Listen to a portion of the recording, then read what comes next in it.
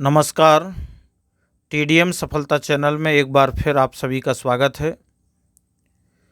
आज हम पुनः कक्षा 9th गणित ब्रिज कोर्स 2024-25 विद्यार्थी कार्य पुस्तिका के माध्यम से हम प्रत्येक चैप्टरों को हल करते जा रहे हैं और एक बार फिर हम भिन्न के प्रश्नों को हल कर रहे थे, जिसमें आज हम पुनः कार्यपत्रक 12 में देखते हैं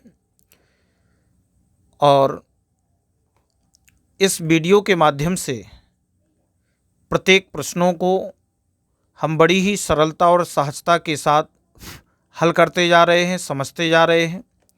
तो चलिए हम प्रारंभ करते हैं। कार्यपत्रक 12 इसमें दिया गया है कि निम्न भिन्नों का गुणा कीजिए। उदाहरण के रूप में दिया गया है कि 3/2 गुणा 5/4 बराबर, जब हमें भिन्न गुणा के रूप में दी जाएगी तो हम ऊपर ऊपर का गुणा लिखेंगे और नीचे नीचे का गुणा, यानी 3 गुणा 5/2 गुणा 4 बराबर 3 5 15 और 2 चौके 8। इस तरह से भिन्न हमारी सरल हो जाती है। तो चलिए अब हम एक नोट के माध्यम से इसको समझने का प्रयास करते हैं। गुणा करते समय यदि अंश और हर को किसी संख्या से विभाजित किया जा सकता है तो ऐसा कर प्रश्न को सरल किया जा सकता है। यदि गुणा करते समय अंश और हर को किसी संख्या से विभाजित किया जा सकता है तो ऐसा कर प्रश्न को सरल किया जा सकता है। जैसे 2/3 गुणे 5/4 तो सरल किया, 2 गुणे 5/3 गुणे 4 तो 2 पंचे। अब देखो इन्होंने सरल कर दिया। कैसे किया? अब 2 से इस 4 को काट दिया, 2 एकम 2, 2 दूनी 4 तो 1 गुणा 5/3 गुणा 2। अब इसको और सरल किया तो ये आ गया आपका 5 एकम 5 और 3 दूनी 6। तो इस तरह से हम इन प्रश्नों को सरल कर सकते हैं। जैसे कि इसमें जो प्रश्न दिए गए हैं कि 3/5 गुणे 2/7, तो सबसे पहले हमने लिखा 3 गुणा 2/5 गुणा 7, तो ये हो गया 3 दूनी 6, 5 सते 35। अब हम दूसरे को देखते हैं। 4/3 गुणा 2/5 तो 4 गुणे 2/3 गुणा 5 तो 4 दूनी 8 और 3 पाँचे 15। यदि कोई सरल होंगे या कटते होंगे, जैसे तीसरे में दिया है 5/2 गुणा 3/10 बराबर, तो हम पहले लिखेंगे 5 गुणा 3/2 गुणा 10, तो हमने 5 से इस 10 को काट दिया तो कितना होगा? 5 एकम 5 और 5 दूनी 10, तो ऊपर रहेगा 1 गुणे 3/2 गुणा 2। अब इसको और सरल किया तो ये हो गया 3 एकम 3 और 2 दूनी 4। तो इसी प्रकार से इसमें जितने भी हमें ये प्रश्न दिए जाएंगे हम उन सभी को आसानी से हल करते जाएंगे, जैसे कि आप इस वीडियो में देख पा रहे हैं। अब इसमें हमें जितने भी ये प्रश्न दिए गए हैं हम उन सभी प्रश्नों को आसानी से गुणा करते हुए सभी भिन्नों को हल कर लेंगे। अब आगे देखते हैं कार्यपत्रक 13। तो कार्यपत्रक 13 में निम्न भिन्नों को हल कीजिए। तो अब आप इसमें देखेंगे उदाहरण दिया है कि 3/2 भागे 6/5। तो भाग के प्रश्नों को हल करने के लिए भाग के चिन्ह को गुणा में बदलकर दूसरी भिन्न को पलट देते हैं। ये हमें विशेष तौर पर ध्यान देना है।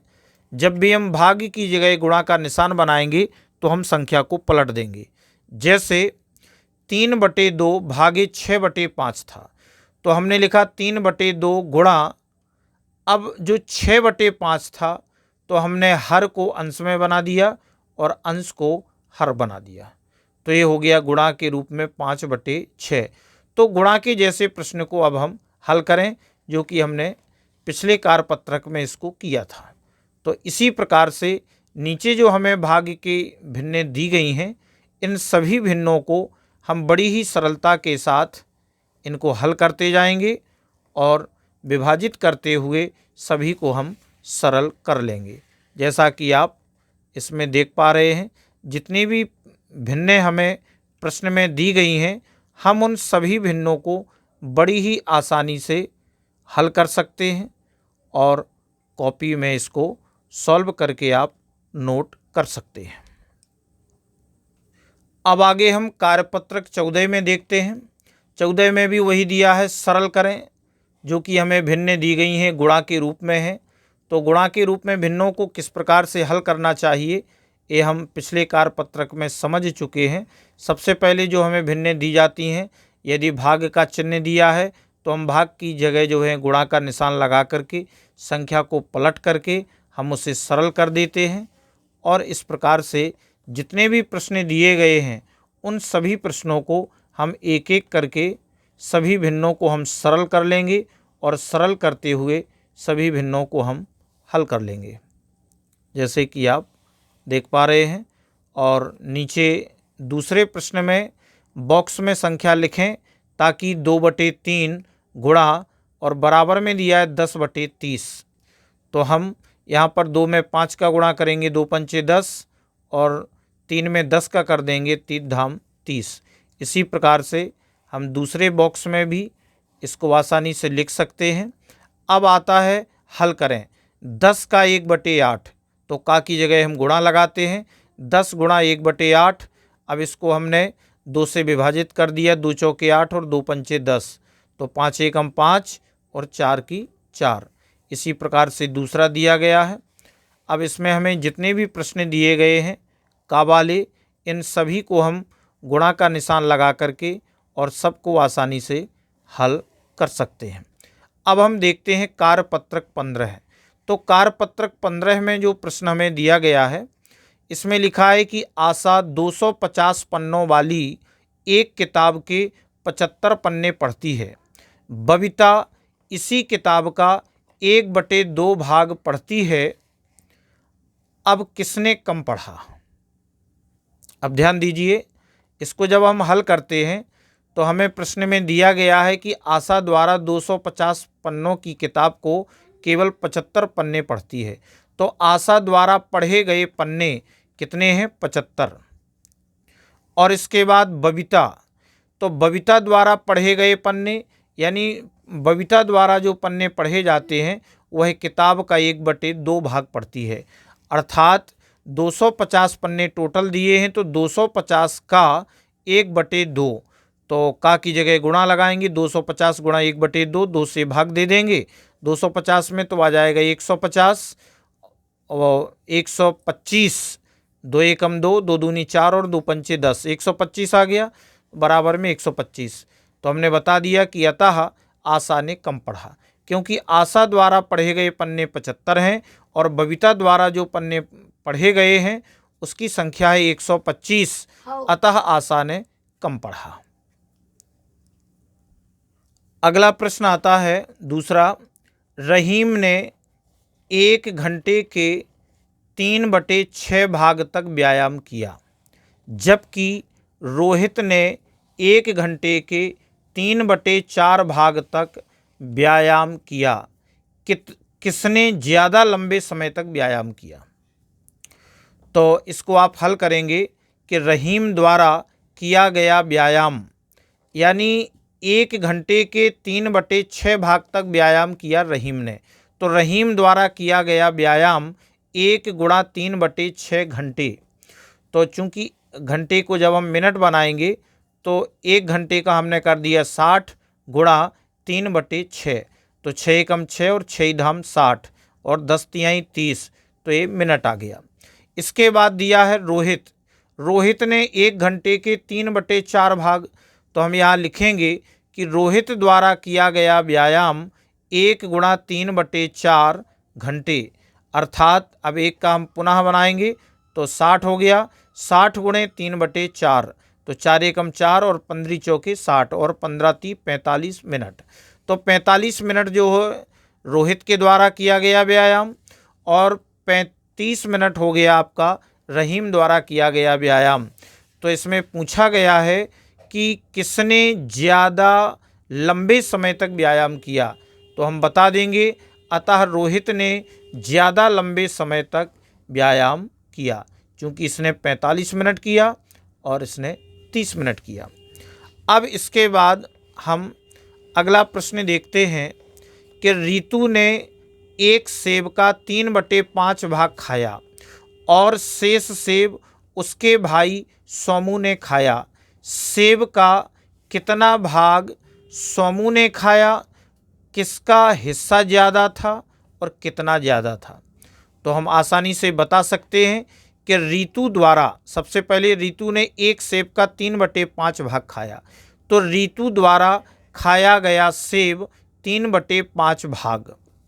इसके बाद सोमू द्वारा खाया गया सेब, अब चूंकि उसके भाई सोमू ने खाया शेष सेब, यानी सेब तो एक था, तो एक में से हम माइनस कर देंगे 3/5 भाग, जो कि किसने खाया था? रितु ने। तो हमें पता सोमू का चल जाएगा, तो हम एक में से 3/5 भाग को हमने माइनस कर दिया, तो इसका एलसीएम 5 आया। तो 5 एकम 5 माइनस 3, तो 5 में से 3 घटाया तो 2/5 भाग किसके द्वारा खाया गया? सोमू के द्वारा। तो अब हम बता सकते हैं अतः सेब का 2/5 भाग सोमू ने खाया। तो अब हमें पता चल गया कि सोमू ने जो खाया है भाग वह 2/5 भाग है और रितु ने जो खाया भाग है वह 3/5 भाग है। अतः रितु का हिस्सा ज़्यादा था, और कितना ज़्यादा था?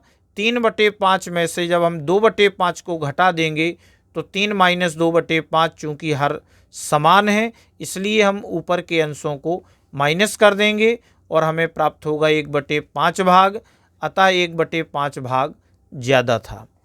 अब हम प्रश्न देखते हैं चौथा। माइकल ने एक तस्वीर में रंग भरने का कार्य 17/12 घंटे में समाप्त किया। वैभव ने उसी तस्वीर में रंग भरने का कार्य 3/4 घंटे में समाप्त किया। किसने ज़्यादा समय कार्य किया, यह समय कितना ज़्यादा था? तो हम आसानी से बता सकते हैं कि सबसे पहले माइकल ने एक तस्वीर में जो रंग भरने का कार्य किया वह 7/12 घंटे। तो माइकल द्वारा लिया गया समय 17/12 घंटे। अब इसको हम सरल कर देंगे, अभी घंटे हैं, मिनट बनाएंगे तो 60 का गुणा कर देंगे, तो 60 गुणा और 7/12, तो ये हो जाएगा 12 एकम 12, 12 पंचे 60 और 5 सते 35 मिनट। इसके बाद वैभव द्वारा लिया गया समय 3/4 घंटे। तो घंटे की जगह जब हम मिनट बनाएंगे तो बन जाएगा आपका 60 गुणा 3/4, तो 4 एकम 4 और 15 चौके 60 और 15 × 45 मिनट। तो ये तो हो गया 45 मिनट वैभव के द्वारा, और माइकल के द्वारा जो समय लिया गया वह है 35 मिनट। तो हम आसानी से उत्तर बता सकते हैं अतः वैभव ने ज़्यादा समय कार्य किया और यह समय 45 - 35 अर्थात 10 मिनट ज़्यादा समय था। अब इसके बाद अब हम इस वीडियो के अंत में और इस चैप्टर का जो हम भिन्न को अभी हल कर रहे थे, तो इसका अंत में अब हम अधिगम परीक्षण करते हैं। तो अधिगम परीक्षण में जो हमें प्रश्न दिए गए हैं, प्रश्न पहला है सरल कीजिए। तो इसमें वही प्रश्न दिए गए हैं जो हमने अभी पिछले कार्यपत्रक में हल किए हैं। तो जिस प्रकार से इन्होंने ये प्रश्न दिए हैं, इन सभी प्रश्नों को हम हल करना सीख चुके हैं और किस तरीके से हमें इन प्रश्नों को हल करना चाहिए।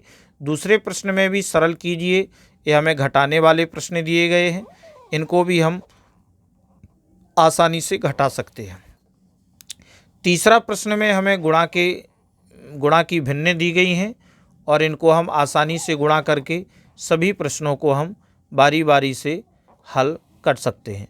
चौथे प्रश्न में हमें भाग की जो संख्याएं दी गई हैं, ये जो भाग हमें दिए गए हैं, हम इनको भी जो है गुणा का निशान लगा करके और संख्या को पलट करके और इनको सरल करके हम सभी भिन्नों को आसानी से हल कर सकते हैं। इस वीडियो में बस इतना ही। नेक्स्ट वीडियो में हम अगले चैप्टर को हल करेंगे। तब तक के लिए धन्यवाद। नमस्कार।